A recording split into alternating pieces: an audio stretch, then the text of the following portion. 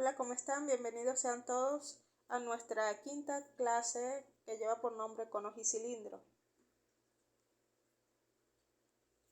Nuestro objetivo al finalizar este tema es que estén en la capacidad de representar en el sistema diédrico el cono y el cilindro, tanto en su forma bidimensional como en su forma tridimensional. Deben tener como conocimiento previo los temas anteriores, como son el punto, la recta y el plano. El punto, que contiene 13 posiciones diferentes en el sistema diédrico, las rectas, que contiene 7 posiciones diferentes en el sistema diédrico, la recta de pie, la horizontal, la recta de punta, la paralela a la línea de tierra, perfil, la recta oblicua, y los tipos de plano, que son 7 tipos de plano: el plano horizontal, el plano frontal, el plano de perfil, plano vertical, plano de canto, paralelo a la línea de tierra, que pasa por la línea de tierra, y el plano oblicuo. Hablando de plano oblicuo, recordemos la clase anterior sobre ella y sobre las intersecciones que surgen entre una recta exterior al plano y el método a aplicar, el método de recta tapada. El plano oblicuo es un plano que no es perpendicular ni paralelo a ningún plano de proyección y por tanto sus distancias o su verdadero tamaño no se mantiene en ninguno de los planos de proyección. Más sin embargo, deben trabajar en base a las rectas que contiene este tipo de plano. La posición que genera este tipo de plano, también conocido como plano cualquiera, es que forma ángulos diferentes de 0 y de 90 grados con respecto a la línea de tierra y tiene una forma característica de abanico coincidiendo sobre la línea de tierra. Como les dije, hay que trabajar con las rectas que contiene este tipo de plano y ella contiene 4 tipos de rectas. Se encuentra la recta horizontal, como la podemos observar allí en color negro. Ella se comporta siempre en este tipo de plano paralela a la traza horizontal del plano. También está la recta frontal, que es inversa a la horizontal, se comporta paralela a la traza vertical del plano. Mientras que la recta de perfil es perpendicular a la línea de tierra en ambas proyecciones, más su distancia real la podemos obtener utilizando un plano auxiliar. Las rectas oblicuas, al igual que un plano oblicuo, no tiene una característica definida en su sistema diédrico, más sin embargo, podemos optar con ella definiéndola a través de sus trazas. Pueden comportarse como la recta roja, que se muestra allí en la imagen, o la recta amarilla. La que utilizaremos realmente como recta oblicua para el cono y el cilindro nos servirán son las RMP y las RMI. Las RMP, que es un tipo de recta oblicua, como dije, pero su característica principal es que es perpendicular a la traza horizontal del plano. Y al igual que las rectas anteriores, se definen por las trazas de ellas. Como observan, la recta azul contiene ángulo de 90 grados en su traza horizontal, llega hasta la línea de tierra y luego de la línea de tierra subirá hasta la traza vertical del plano para conseguir la traza de esa recta. El punto de intersección sobre la traza horizontal quedará proyectado en la línea de tierra y al definir la unión entre ambas se proyectará la imagen vertical de esa recta azul. Para la RMI es lo contrario, es perpendicular, deben trazar una recta perpendicular a la traza vertical del plano, proyectarla hasta la línea de tierra y luego ese punto quedará definido para determinar su traza sobre la traza del plano en su proyección horizontal. El punto de conexión entre la recta y la traza vertical quedará en la línea de tierra y al unir ambas proyecciones quedarán definida la imagen horizontal de esa recta. Cuando tengamos una recta exterior al plano, notarán que siempre vamos a ver un punto de conexión tanto con el plano como con la recta. Ese punto es conocido como el punto I. También podemos obtenerla con un plano auxiliar. Si la hacemos pertenecer a la recta R, a la recta exterior, notamos de que ese plano delta contará con una recta de conexión, la recta I, también llamada 1 y 2, con el plano pi. Y al mismo tiempo surgirá un punto de intersección, un punto I, el cual pertenecerá tanto a la recta como al plano. Si lo aplicamos en un plano oblicuo, dada por sus trazas, y una recta exterior, una recta R, en su imagen horizontal, en su imagen vertical, podemos utilizar un plano auxiliar. Los planos auxiliares naturalmente son un plano de canto o un plano vertical. En esta ocasión hemos aplicado un plano de canto, coincidiendo sobre la recta en su imagen vertical, definida sobre su misma inclinación hasta la línea de tierra, y en la proyección horizontal siempre sabemos que la recta de canto es perpendicular, o el plano de canto es perpendicular a la línea de tierra en su imagen horizontal. Definimos las proyecciones de esta recta a través de sus trazas. El punto de unión entre la traza del plano verde y el plano morado se forman un punto 1 en su imagen vertical y el punto 2 en su imagen horizontal en la parte inferior. Definimos los puntos proyectados de cada uno de ellos. El punto 1 vertical, su imagen horizontal quedará en la línea de tierra, y el punto 2 horizontal, que estaba en la traza, su imagen vertical quedará en la línea de tierra. Al unir ambas proyecciones quedará la recta proyectada en su imagen horizontal, que viene siendo una recta de máxima inclinación. La recta exterior, la recta R en su imagen horizontal, al prolongarla formará el punto de intersección, que es el punto que se busca. Otra manera es utilizando la proyección horizontal, es decir, un plano vertical pasando por la recta en su imagen horizontal, y un plano vertical, ya conocemos que su traza vertical siempre es perpendicular a la línea de tierra, así como lo observan en la recta de color rojo. También podemos aplicar el método de recta tapada, simplemente para conseguir el punto de intersección en el plano. Si tenemos una recta fuera del plano y el plano como tal, las trazas del plano, entonces para iniciar el trabajo necesitamos un punto de conexión, un punto de partida. Podemos utilizar el método de recta tapada, que dice que la recta exterior se va a ver proyectada con una recta de las infinitas que contiene un plano pi, es decir, va a haber una recta tapada con respecto a la otra. Si observan, tenemos las trazas de un plano dada y la recta exterior. Al extender cualquiera de ellas hasta la línea de tierra, y tendremos una RMI unificada. Al determinar sus proyecciones, notamos de que la recta R como la RMI quedan conectadas en su imagen vertical, es decir, está oculta en su imagen vertical. Más cuando tenemos la imagen horizontal, notamos la separación entre la recta roja y la recta verde, lo cual surge el punto de intersección.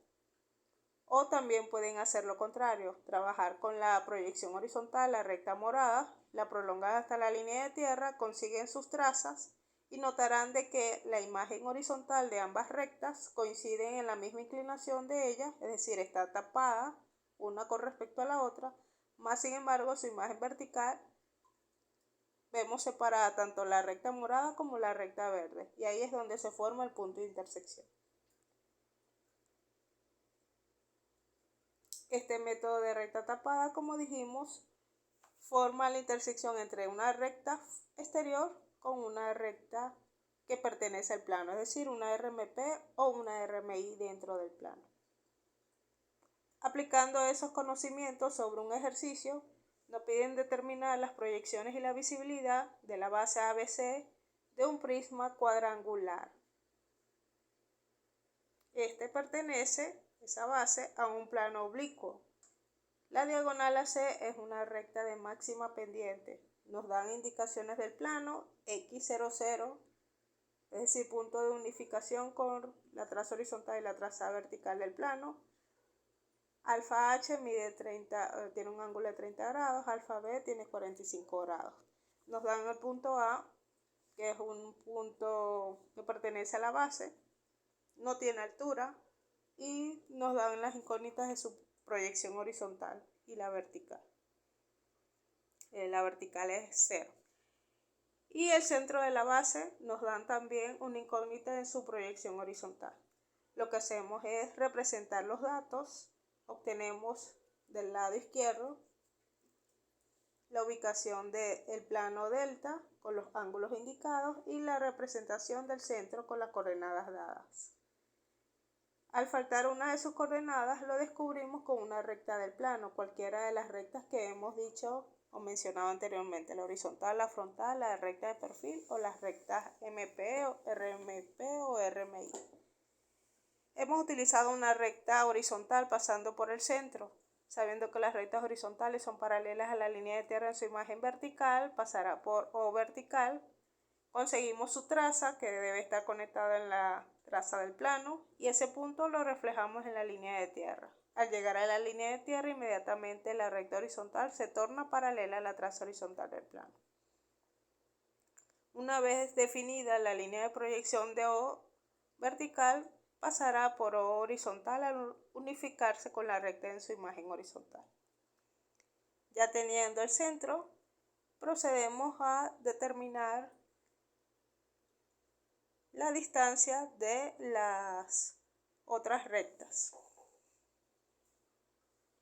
ya que el enunciado nos pide que A y C sea una recta de máxima pendiente, entonces trabajamos por el centro una recta de máxima pendiente.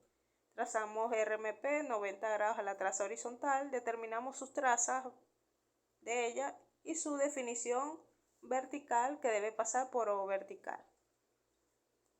Cuando la tengamos, ahí inmediatamente se formará el punto en A, ya que el punto en A se encuentra sobre la traza del plano por ser un punto que tiene coordenadas de altura igual a 0. La distancia entre A y el centro en su imagen horizontal ya me da el tamaño de la diagonal o la mitad de su diagonal. Por ser una recta oblicua, necesitamos conocer su distancia real y por eso aplicamos el método de triángulo de rebatimiento, ya que toda recta oblicua no se observa en verdadero tamaño.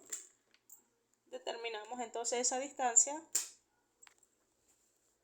con un triángulo formado entre la recta de máxima pendiente. Hemos tomado totalmente la RMP que va desde la línea de tierra, como se ve marcada, hasta la traza del plano, conocida como diferencia de vuelo, que se encuentra en la llave del lado izquierdo. Esa distancia la colocamos en forma perpendicular a la recta en su imagen vertical, como lo observan en la parte superior. Al unirla con el punto que se encuentra en la línea de tierra, se forma la hipotenusa y por tanto de ese triángulo y por tanto el verdadero tamaño de ese triángulo abatido o rebatido. En el verdadero tamaño empezamos a medir o trasladar la distancia desde el punto A hasta el centro, trasladando el centro con una recta perpendicular a la diferencia de vuelo. La distancia entre A y O será el verdadero tamaño de la diagonal de la base cuadrangular. Con ella nos apoyamos para ubicar el tamaño de la diagonal sobre la recta horizontal, ya que la otra diagonal debe ser perpendicular a la RMP, por definición, es decir, una recta horizontal. La recta horizontal que antes trazamos, medimos la diagonal sobre ella en verdadero tamaño, la distancia encontrada, más la RMP que ya obtenida sobre la recta oblicua. Unimos los puntos y ya tendremos la base cuadrangular. Acá tenemos otro ejercicio donde se da el plano phi y el punto O', que es el centro de la base superior de un prisma rectangular. Nos dan condiciones de este plano phi. El plano phi tiene coordenadas x, 4.5, 0 y 0. La traza horizontal y la traza vertical es de 45 grados. El centro en su imagen O' tiene coordenadas 7, 7 y 8. Ubicamos su representación y a través de O', que se encuentra fuera del plano, aplicamos el método de recta tapada para determinar el centro en su imagen horizontal. Lo que hacemos es trazar una recta de máxima inclinación, una recta perpendicular a las trazas del plano, tanto en su imagen vertical como en su imagen horizontal. Definimos una recta tapada, puede ser la misma RMI La prolongamos hasta la línea de tierra y ese mismo punto determinamos sus trazas hasta definir la proyección horizontal de esa recta. Al cruzarse o cortarse con la recta exterior que pasa por O', que tiene también 90 grados, ahí se formará el centro. Teniendo ya el centro, podemos entonces establecer las distancias antes encontradas, las distancias indicadas que miden 4 centímetros. Una que se encuentra sobre una recta horizontal y la otra diagonal que se encuentra sobre una recta frontal. Las frontales se miden en verdadero tamaño en su imagen vertical, mientras que las horizontales se miden en verdadero tamaño en proyección horizontal. Definimos sus proyecciones horizontales y verticales, las unimos y ya tendremos la base rectangular tanto en su imagen horizontal como la vertical. Y por O' trazamos rectas paralelas a la base inferior para determinar la inclinación en su proyección superior, tanto para la imagen horizontal como la imagen vertical. Unimos y aplicamos visibilidad. Los puntos más cercanos al sujeto serán visibles y por tanto denotados en forma oscura, el contorno también. Entrando ya en el contenido de nuestro tema de conos y cilindros, hablaremos un poco sobre sus propiedades, los elementos esenciales y los métodos a aplicar para poder determinarla en un plano oblicuo, que son el método de círculos oscilatorios. El cono no es más que un cuerpo geométrico generado por un triángulo rectángulo que al girarlo se torna en uno de sus lados una sección circular o generando una circunferencia en la parte más baja, en uno de sus catetos. Ella al mismo tiempo me genera los elementos esenciales para poderla definir. Entre ellas está el eje de altura, definida desde el centro de su base hasta el punto más alto de ella, la cúspide, la base, que es totalmente circular. La base también contiene los puntos en la curva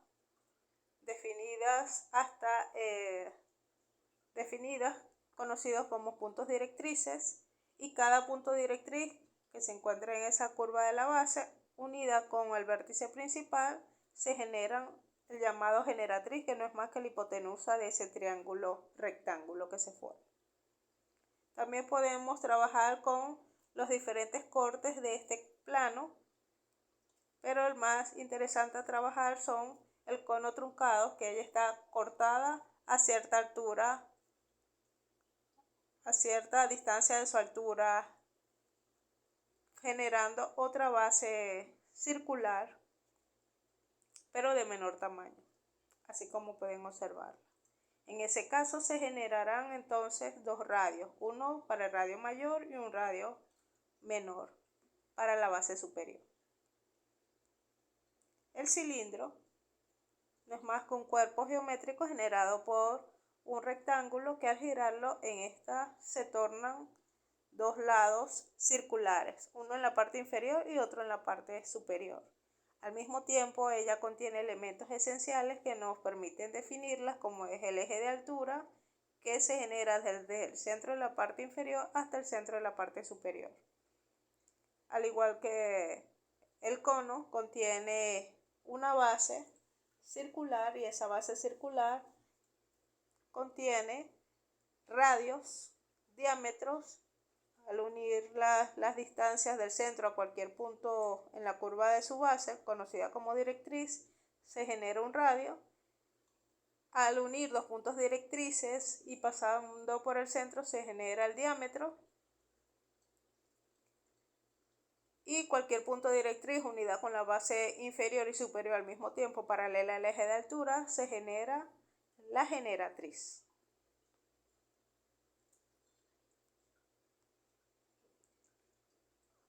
Cualquier base circular en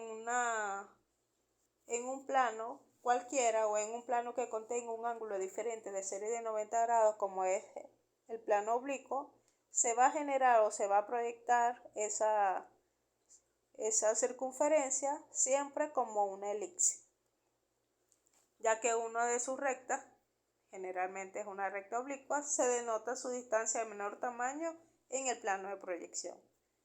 Por tanto, debemos saber construir las elipses. Para construir las elipses tendremos entonces la distancia entre A y B y la distancia entre D y C. A y B viene siendo la recta o el eje mayor de su elipse. La distancia entre D y C es el eje menor de su elipse. Ambas se cruzan y pasan por el centro. Deberán tomar la distancia entre A y O la distancia entre O y B, que es la distancia de radio, centran la punta metálica del compás en C y harán un arco a través de ese punto. Luego harán lo contrario, tomarán la distancia entre O y C, centran la punta metálica con esa abertura en B y harán otro arco. En la unión de ambos arcos se generan dos puntos. Esos dos puntos los vamos a unir con una recta infinita que llega al eje menor, formándose el punto en N. Y la distancia desde N hasta C me formará el arco superior de la elipse. Esa misma distancia en forma inversa me dará el arco inferior. Es decir, desde N' hasta D formará el arco inferior. Para hacer el cierre de la elipse, debemos considerar entonces la recta que acabamos de trazar por N y que al cortarse con la recta AB se genera el punto en M. La distancia entre M hasta B, hacemos una circunferencia con esa distancia y esa misma distancia en el lado opuesto donde se encuentra A, conseguimos a M' y hacemos una circunferencia para hacer el cierre de esa curva de la elipse. Entremos en los ejercicios que nos interesan representar con conos y cilindros en planos oblicuos. Acá tenemos un ejercicio, nos piden proyectar y determinar la visibilidad de un cono cuya base se encuentra apoyada en un plano delta. Este plano delta tiene coordenadas x, 17, 0, 0, todo dadas en milímetros, la traza horizontal de 45, la traza vertical de 60 grados con respecto a la línea de tierra. Una de las diagonales, el diámetro AC es una recta frontal y nos dicen que el vértice tiene coordenadas 23, 69 y 98. Este es el vértice principal del cono. El radio de la base es de 30 milímetros. Al representar las coordenadas ya en la parte baja de este ejercicio, es lo primero que debemos hacer, representar las coordenadas x, 17, 0, 0 o 1.7 centímetros, la traza horizontal de 45 grados con respecto a la línea de tierra y la traza vertical de 60 grados con respecto a la línea de tierra, ambas unidas sobre el punto en X.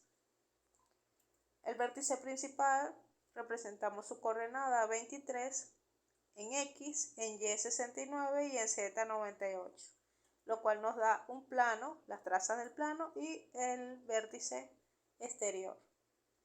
Desde el vértice trazamos rectas perpendiculares hacia el plano hasta llegar a la línea de tierra si es necesario, siempre perpendicular a las trazas. Es decir, la recta que hemos trazado, la recta roja, tiene ángulo de 90 grados con la traza vertical y la recta azul, que es la recta en su imagen horizontal, es perpendicular a la traza horizontal del plano.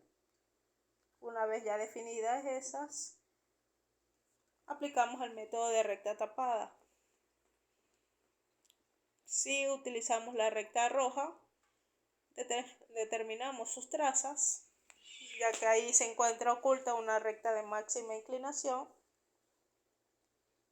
Determinamos las proyecciones de la RMI en su imagen horizontal y al cortar con la recta azul o la recta exterior hemos conseguido el punto de intersección, lo cual formará el centro de la base.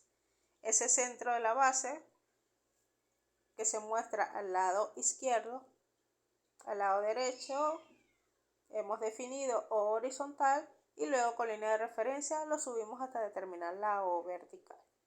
Ya teniendo el centro, ahora procedemos a determinar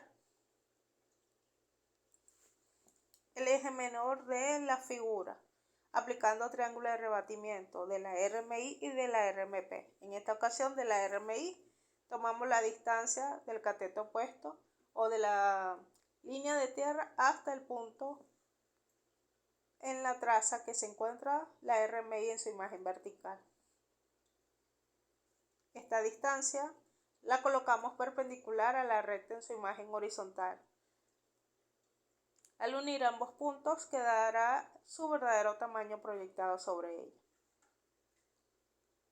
En el verdadero tamaño trasladamos el centro con ángulo de 90 grados hasta el triángulo que se observa o paralela a la diferencia de vuelo de cota. Sobre ella medimos el radio indicado, mide 30 milímetros, lo trasladamos sobre la recta y luego a la RMI en su imagen vertical, como la ven.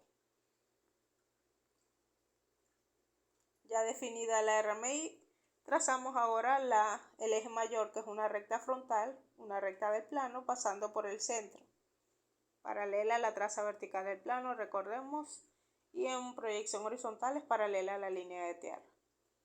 Se mide en verdadero tamaño los 30 milímetros en su imagen vertical.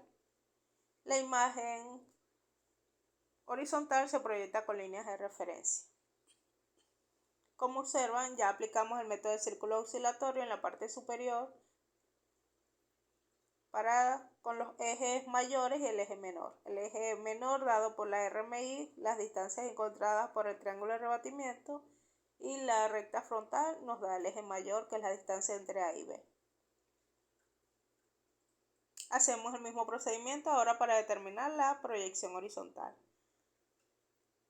Aplicamos triángulo de rebatimiento para la recta RMP y definimos entonces el eje menor en su imagen horizontal, y el eje mayor siempre será una recta horizontal. Al tener todas las distancias indicadas, podemos entonces culminar con la unión de las bases o las tangentes de la curva de la base con el vértice principal, tanto para la imagen vertical como para la imagen horizontal. Y hemos conformado el cono, que se encuentra apoyada su base en un plano oblicuo. Acá tenemos otro ejercicio muy similar, pero ahora con un cilindro. Me piden determinar las proyecciones y la visibilidad de un cilindro cuya base pertenece a un plano pi, una diagonal de la base AC es una recta horizontal, nos dan el centro O' y nos dan O, centro de la base. Lo que hacemos es trabajar con rectas notables para determinar el centro de la base. Dibujamos una recta frontal pasando por O vertical, perpendicular al eje de altura, es decir, perpendicular a O y O'. Y en su imagen horizontal debe ser paralela a la línea de tierra. Luego hacemos lo contrario, dibujamos una recta horizontal en la proyección horizontal, abajo, 90 grados, pasando por el centro, 90 grados a O y O'. Y arriba o en su imagen vertical, una paralela a la línea de tierra. Al unirla se forma un punto traza.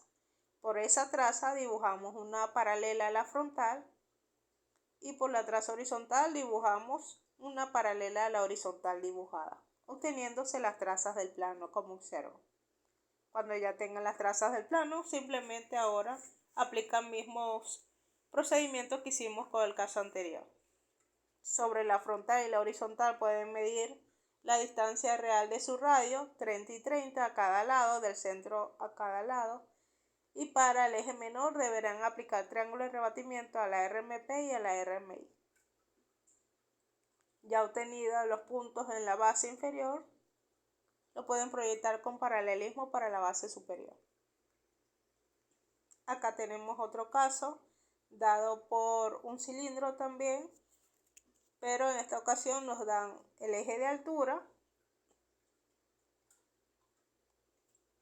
que está definido por P y M, o puntos que pertenecen al eje de altura, no específicamente en la altura, sino que son puntos que se encuentran en la altura del cilindro. El punto K pertenece al plano. Por el punto K, que pertenece al plano, lo utilizaremos para determinar las trazas del plano. Por tanto, dibujamos una recta, como la notan, perpendicular al eje de altura. Es una recta notable, esta es una recta frontal. Dibujamos una frontal pasando por K en su imagen vertical y la frontal recordemos que es paralela a la línea de tierra en su imagen horizontal. Al unir sus proyecciones se forma la traza de esa recta. Por ese punto traza donde ella se une es por donde debe pasar el plano, pero con ángulo de 90 grados, así como lo ven, la traza horizontal acá 90 grados. Y la traza vertical debe ser paralela a la recta frontal trazada por K. Una vez que ya tengamos el plano, procedemos entonces a aplicar el método de recta tapada para determinar el centro de la base. Prolongamos la recta en su imagen horizontal, así como la ven, está azul hasta la línea de tierra en su imagen horizontal. Determinamos sus trazas. Ahí hay una recta oculta, una RMP en su imagen horizontal. Sus trazas, su punto de unión entre la traza horizontal del plano y la recta RMP, la llevamos hasta la línea de tierra, ya que es un punto traza. Y la recta al llegar a la línea de tierra la proyectamos hasta la traza vertical del plano, que como observamos se dirige esa línea de proyección por debajo de la traza horizontal, porque hemos prolongado la traza vertical de ella. Ese punto lo unimos con el que se encuentra en la línea de tierra y ya hemos conseguido una RMP en su imagen vertical. Al cortar esa recta con el eje de altura, ahí estará el centro en su imagen vertical. Una vez obtenido el centro en su imagen vertical, lo bajamos con línea de referencia hasta la recta azul obteniéndose horizontal. Procedemos a construir los ejes mayores y menores para conseguir la base, ya que tenemos el centro. Aplicamos triángulo de rebatimiento, la distancia de la línea de tierra al centro, ahí se define el triángulo azul, el cateto opuesto, la diferencia de cota. Esa diferencia de cota se coloca perpendicular a la recta en su imagen horizontal, como lo observan a un costado y sobre la traza del plano. Lo unimos con el centro y se forma el verdadero tamaño, la hipotenusa de ese triángulo. Sobre la hipotenusa podemos medir la distancia de nuestro radio, que mide 40 milímetros. Se mide desde el centro y sobre la hipotenusa del triángulo hacia arriba. Esa distancia encontrada la trasladamos hasta la recta con una paralela a la traza del plano o una paralela a la diferencia de cota. Esa distancia se duplica y por supuesto tendremos ya el eje menor encontrado. Ahora procedemos a conseguir el eje menor en su imagen vertical, es decir, sobre la RMI.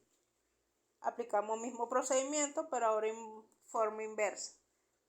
Tomamos el triángulo en la parte inferior, la distancia de la línea de tierra al centro o horizontal, cateto opuesto de ese triángulo, en la parte baja. Esa distancia se coloca en forma perpendicular a la recta en su imagen vertical, es decir, la colocamos desde la traza del plano, unida con la recta azul, arriba, con 90 grados. Las unimos y se forma la hipotenusa de ella. En la hipotenusa medimos entonces la distancia de radio. Sobre el radio podemos medir entonces trasladarla con una paralela a la diferencia de su cota o su vuelo, o la paralela a la traza vertical de su plano. También debemos aplicar triángulo de rebatimiento para la altura como tal, porque la altura exigida es de 60 milímetros. Así que tomamos la distancia desde O hasta el punto P, aplicamos un triángulo para esos dos puntos, el cateto opuesto de ese triángulo lo colocamos perpendicular a la imagen vertical, lo unimos con el centro y ahí se formará el verdadero tamaño en la hipotenusa. Sobre la hipotenusa de ese triángulo es donde medimos la altura de 60. Lo trasladamos sobre la recta con 90 grados o paralela a ella y luego hemos conseguido el vértice en su imagen horizontal. Obtenido ya todos los puntos, lo que resta es construir el eje mayor, que siempre será paralela a la traza del plano y que también mide 4 centímetros cada uno. Y el eje menor, ya encontrado por el triángulo de rebatimiento, formamos el método de círculo oscilatorio tanto en su imagen horizontal como en la vertical y lo unimos con el vértice encontrado. Muchas gracias por participar. Hasta luego.